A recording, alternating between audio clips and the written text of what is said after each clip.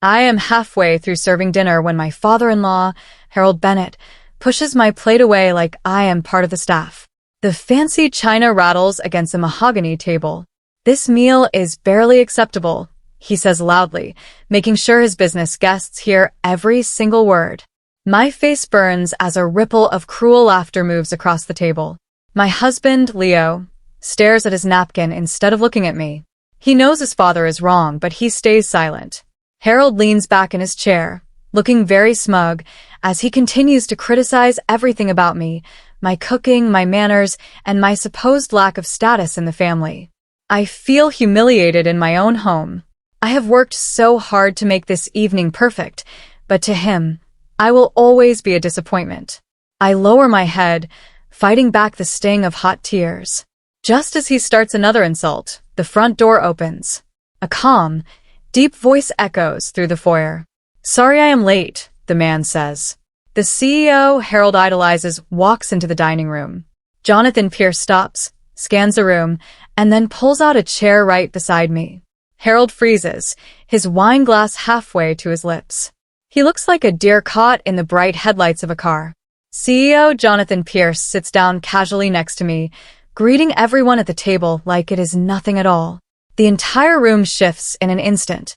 The air feels different, charged with a new, heavy electricity. Harold switches his tone faster than I have ever seen. He is suddenly respectful, almost desperate to impress the man who holds so much power in the business world. I sit there, completely stunned, while Jonathan turns to me with a kind smile. He ignores Harold for a moment and asks me a simple question about the meal. It is a small gesture, but it feels massive. He treats me like I matter, like I am an actual person, and not just the help. Harold tries to interrupt, his voice sounding thin and oily, but Jonathan just tilts his head toward me, waiting for my answer. For the first time all night, I feel a spark of power. I realize that the man who everyone fears is actually interested in what I have to say. Harold tries to recover his authority, but every sentence he speaks feels weaker now. He talks about market shares and stocks, but Jonathan barely nods at him. Jonathan listens to me instead of him.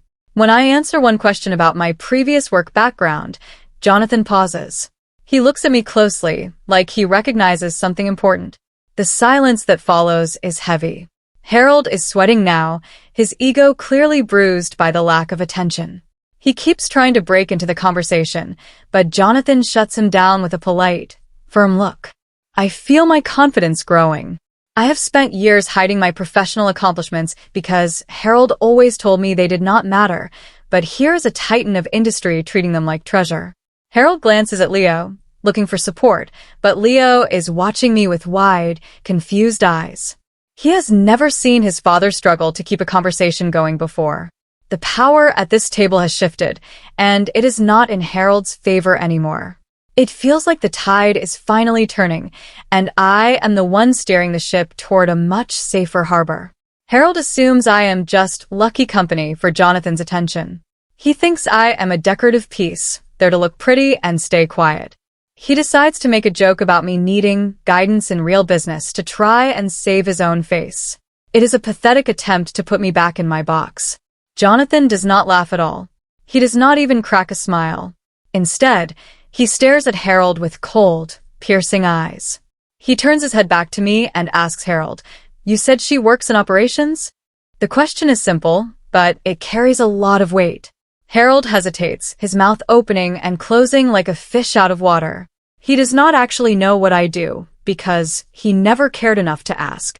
He just assumed it was something small and unimportant. I can see the panic starting to set in behind his eyes. He is realizing that he may have made a very big mistake by underestimating me in front of the most powerful person he knows. The tension in the room is thick enough to cut with a knife. Jonathan repeats my full name slowly, testing the sound of it in the air. The room shifts again, the atmosphere becoming even more intense. A quiet tension builds, pressing against our chests.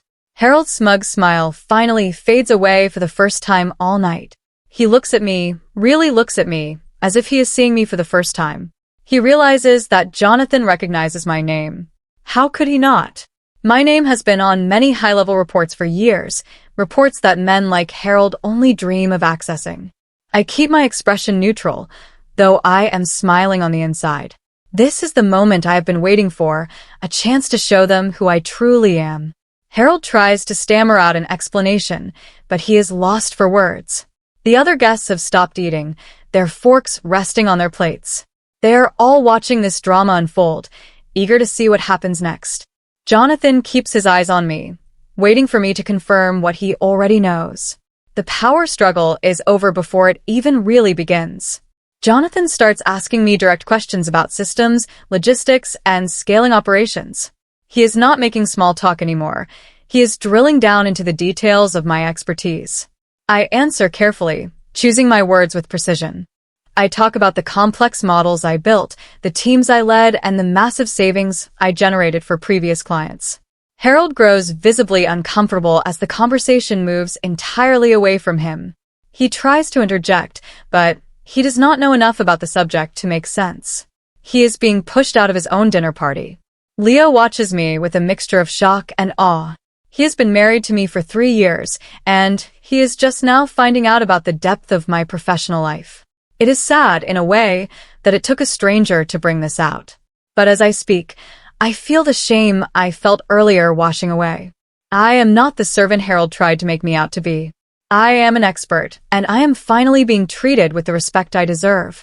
My husband finally looks at me differently, with a look of pure confusion. It is like he is waking up from a long, deep sleep. He is realizing that he never actually asked what I did, never took the time to know the woman he married beyond the surface level. Harold cuts in sharply, his face turning red with frustration. He tries to redirect the attention back to himself, talking about his own company and his own accomplishments. But Jonathan barely glances at him. He is focused entirely on me, hanging on every word I say. The guests are leaning in, captivated by the story I am telling. I talk about a project I worked on that changed the industry, a project that Harold once dismissed as a waste of time when I mentioned it once in passing. Now, it is the center of the conversation. The irony is not lost on me. I am finally standing in my own power, and it is a beautiful feeling to be heard, to be seen, and to be valued for my mind and my work. Jonathan casually mentions a recent restructuring project that saved his company millions of dollars. He talks about how it was a total disaster until someone stepped in to fix it. Harold laughs it off, claiming he knows all about that kind of work. He thinks he is back in the game, but he is wrong. Jonathan looks at him and says, "She designed a model very similar to that one." The room goes deadly silent. Harold stops laughing immediately. He looks at me, then at Jonathan, then back at me. He is trying to process the information, to figure out how the daughter-in-law he treated like a maid could have designed a model that saved millions for a company as big as Jonathan's. It is impossible in his mind, but the look on Jonathan's face says it is true. Leo looks like he is going to fall off his chair. The balance of the room has shifted permanently. Harold has lost his hold, and I am finally the one in control of the narrative, the one who defines who I am. Harold demands clarification, his voice shaking just a little bit. He cannot believe what he is hearing. I stay perfectly calm, explaining that I consulted on similar frameworks years ago, long before I even met his son. I lay out the facts, one by one, with total confidence. The room is quiet enough that you could hear a pin drop. Ethan, my husband, looks completely stunned, his mouth slightly open. He is seeing his father being taken down a notch by the very person he thought was weak. I feel a surge of pride, not because I want to hurt Harold, but because I want the truth to be known. For too long, I have played small to make others feel big, but that ends tonight. I am an equal, and I deserve to be treated as one. Jonathan nods as I finish my explanation, his face showing genuine admiration. He knows quality when he sees it, and he knows that I am a force to be reckoned with. Harold looks defeated, his authority crumbled to dust. Suddenly, Jonathan receives a phone call. He checks his screen, frowns, and puts it on speaker. The voice of his board member echoes through the dining room. They are discussing a confidential optimization tool that has been causing them trouble. Then the board member says, "We need to contact the original architect, that consultant who set the parameters. We need to reach out to her again." The entire room turns to look at me. The air is thick with realization. My name hangs in the air, a testament to my work and my success. Harold looks like he has been struck by lightning. He is staring at me, unable to speak, his face pale and drawn. He finally understands the gravity of the situation. He knows that I am not just a guest at his table. I am someone whose work is essential to the success of the industry he loves. Leo is looking at me with wide, disbelieving eyes, as if he is seeing a total stranger. The truth is out, and there is no going back from here now. Harold realizes I am not just someone Jonathan knows. I am someone his company has been tracking for strategic insights for a long time. It is a massive blow to his ego. He thought he was the most important person in the room, the one who held all the cards. But he was wrong. I was holding the cards all along. He just never bothered to look. The realization hits him hard. He sits there in silence, his shoulders slumped, his eyes cast down toward his plate. The rest of the guests are whispering among themselves, their eyes darting between me and Harold. I can see the change in their expressions. They're looking at me with newfound respect, even a little bit of fear. They finally see me for who I am, a successful professional, a woman of substance. I feel a wave of relief wash over me. The charade is over, and I can finally breathe again. I am no longer the person Harold wanted me to be. I am me, and that is more than enough. The dinner turns cold. The food on our plates is forgotten as the air becomes heavy with tension. Guests have stopped eating, their forks resting on their plates. They are all watching Jonathan, waiting to see what he does next. Harold is much quieter now, his bravado gone. He watches Jonathan speak to me with a growing sense of respect that he clearly cannot bring himself to offer. I am the center of attention, not by force, but by merit. I feel a sense of clarity I have never had before. I see everything so clearly, the way Harold treated me, the way Leo stayed silent, the way the world viewed me. And I see how I allowed it to happen. But tonight, that changes. Tonight, I am claiming my space, and I am not going to let anyone push me aside ever again. I am a professional, and I deserve to be treated with dignity and respect. The dinner may be ruined for Harold, but for me, it is the start of a new chapter. Jonathan mentions a ghost consultant who helped fix one of their biggest system failures years ago. He describes the work in detail, and I recognize it instantly. It was one of my toughest projects, but I loved every minute of it. Harold slowly turns toward me, his eyes wide with a mix of shock and something like regret. He is finally beginning to connect the dots. The ghost consultant is the daughter-in-law he treated like a servant. The irony is heavy in the room. He tries to say something, but the words fail him. He looks at me, and for a brief second, I see a glimmer of respect in his eyes. It is not much, but it is a start. Or perhaps it is just fear. Either way, it is better than the condescension he showed me earlier. I smile, a genuine, confident smile, and hold his gaze. I am not afraid of him anymore. I have faced tougher challenges than a grumpy father-in-law, and I have always come out on top. Ethan whispers to me, "Why didn't you tell me any of this?" I did not answer immediately. I look at him, really look at him, and I see the hurt in his eyes. He is hurt because he feels like he does not know me, and that is true. But he never asked. He never cared to know about my work, my dreams, my accomplishments. He was happy to have a wife who served dinner and looked good in his father's house. Harold interrupts us, his voice sharp and demanding, trying to regain control of the room. He is desperate to make this about him again, to pull the focus away from my success. But it is too late. The tide has turned, and nothing he says can change that. I ignore him and look back at Ethan. "I did," I say softly. "You just weren't listening." It is a harsh truth, but it is the truth. Ethan looks away, his face flushed with shame. He finally understands that he played a part in this. Harold tries to downplay everything, claiming I must be exaggerating, that it is impossible for someone of my age to have achieved so much. He is thrashing around in the water, trying to keep his head above the surface, but he is sinking fast. Jonathan calmly contradicts him with verified results, quoting figures and dates that leave Harold speechless. He presents the evidence, proving that my work was not only real but instrumental to the success of his company. It is a masterful takedown, executed with cold, precise efficiency. Harold is left with no room to maneuver, no space to hide. He looks smaller than I have ever seen him. He is a man who built his life on the idea that he was the most important person in the world, and now he is being forced to face the reality that he is not. It is a humbling moment, one that he will likely never forget. I watch, feeling a strange sense of satisfaction. Justice, after all, is a dish best served with dinner. Jonathan casually mentions reviewing past consulting logs. He says my contributions are listed there, clearly documented and signed. There is no denying the facts now. They are right there in black and white. Harold looks at the table, his face a mask of disappointment. He knows he has lost.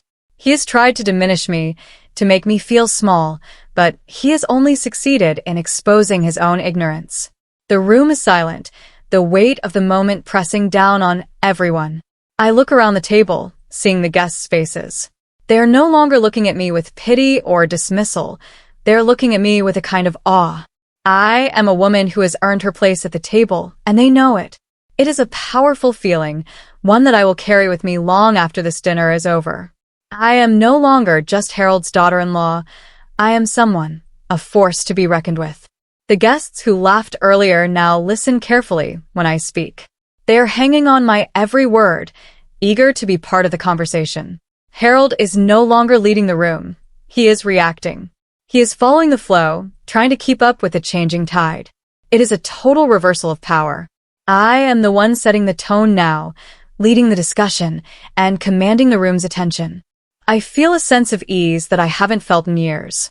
I am in my element, doing what I do best. I am not trying to impress anyone. I am just being myself. And it is enough.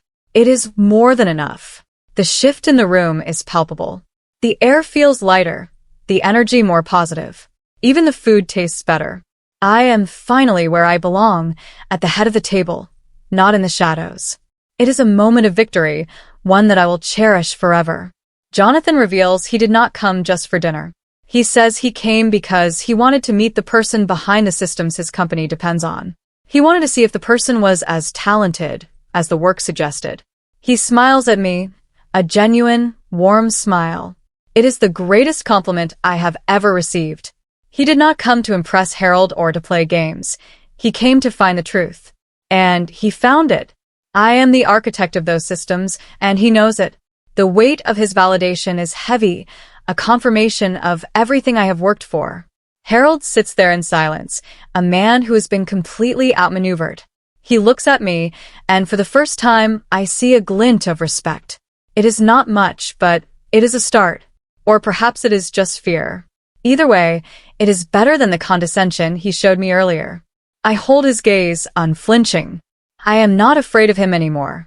Harold attempts to dismiss my work as coincidence or luck. He is grasping at straws now, trying to salvage his pride. Jonathan finally shuts him down with a calm, firm correction. He explains that talent like mine is not a matter of luck. It is a matter of discipline, intelligence, and hard work.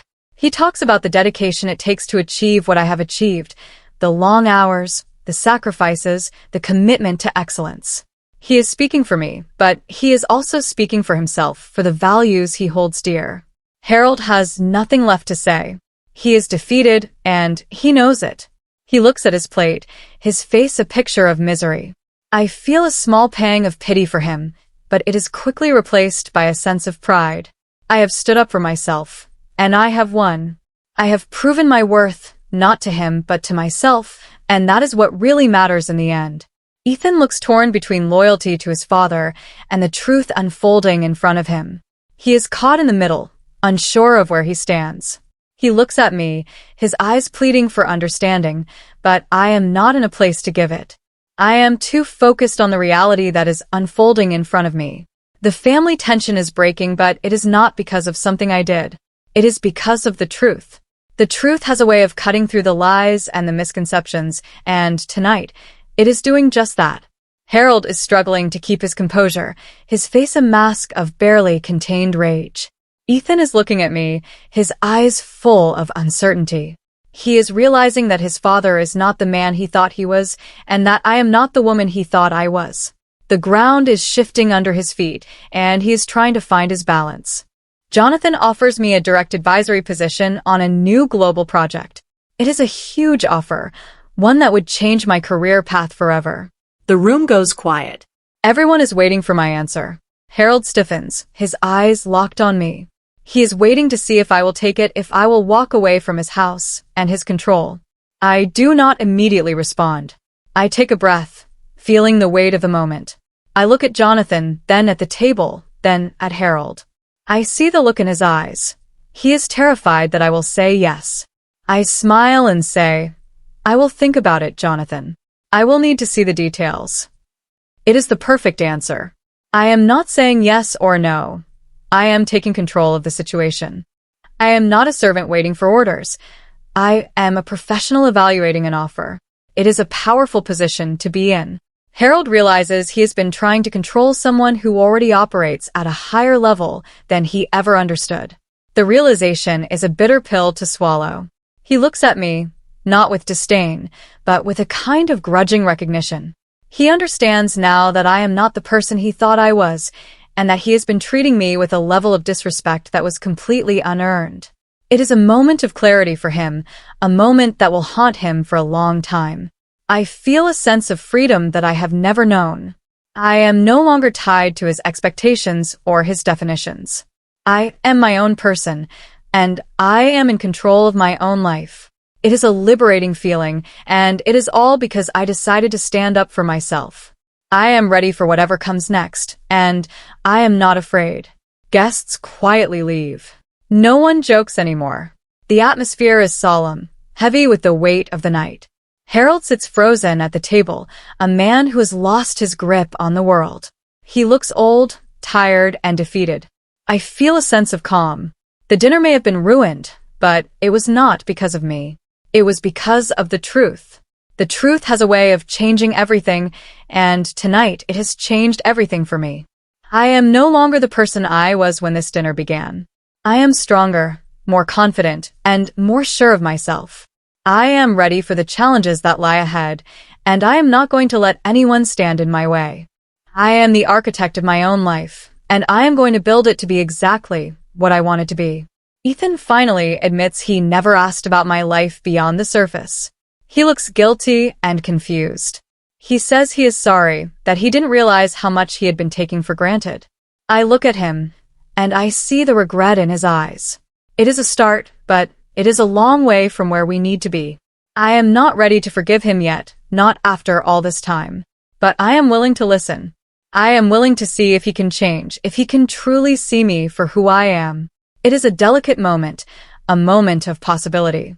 We have a lot of work to do, but at least we are finally being honest with each other. It is a foundation to build on if we are both willing to put in the effort. Jonathan stands before leaving and says, "Next time I visit, I expect you at the table as an equal." Harold says nothing.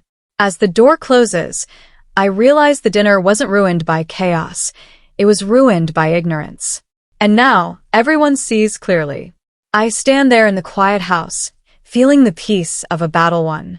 I have proven that I am more than just a daughter-in-law, more than just a wife.